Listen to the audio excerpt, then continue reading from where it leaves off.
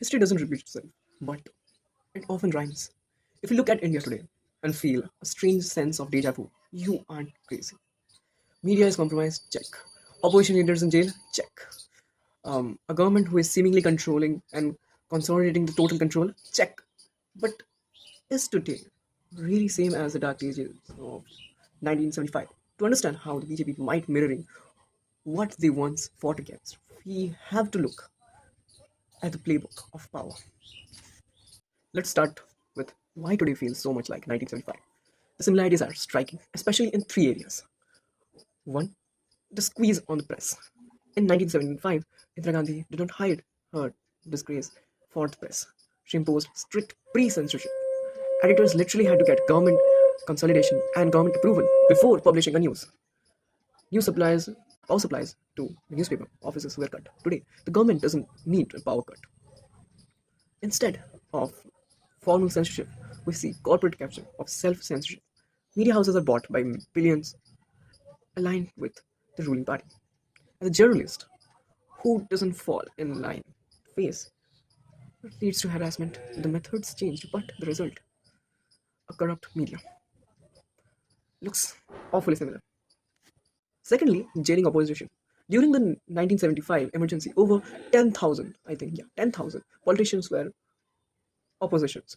Activists and journalists were thrown into jails overnight without any trials. Today, the number aren't in hundreds or thousands, but it doesn't happen in a dead of night. Instead, it happens through targeted investigations, especially ED, CBI, are disproportionately delayed against opposition leaders, resulting in high-profile arrest just before the elections. The excuse of national interest is also a similar thing.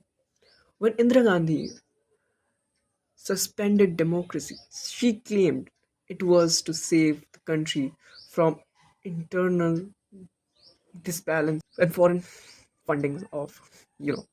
Today, the narrative is very similar.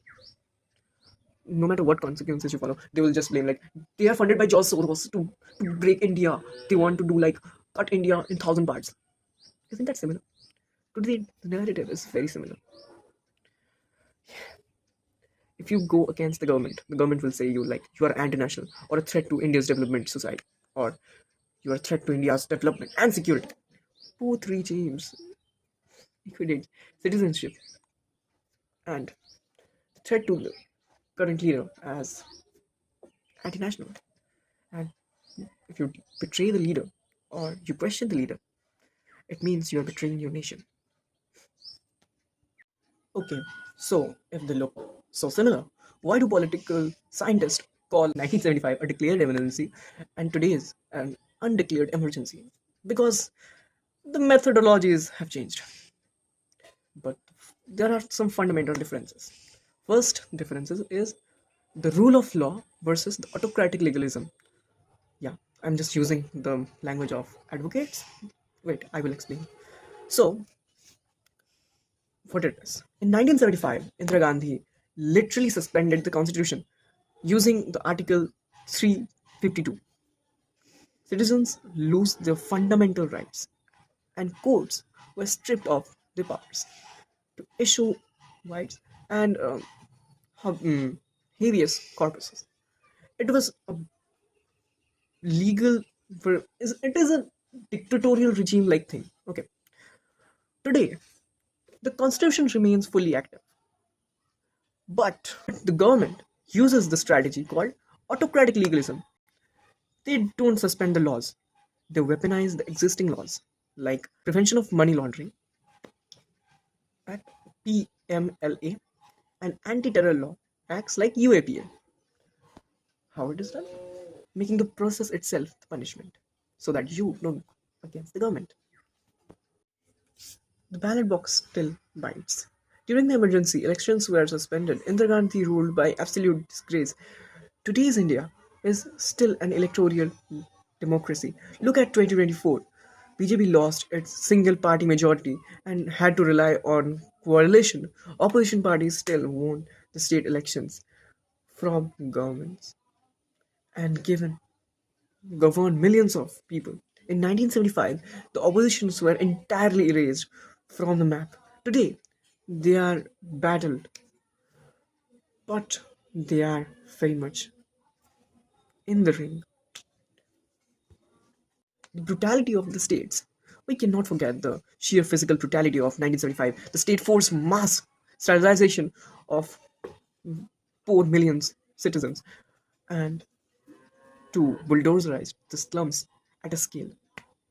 While today we see targeted bulldozerization justice against specific communities that shares unchecked physical torture, infliction on the general laws, but not at the scale of 1975. To ultimate irony, the ideological fundamentals of modern day BJP was forced on fire of 1975. They were the one who dragged into jails. They were the ones who fought for the free press.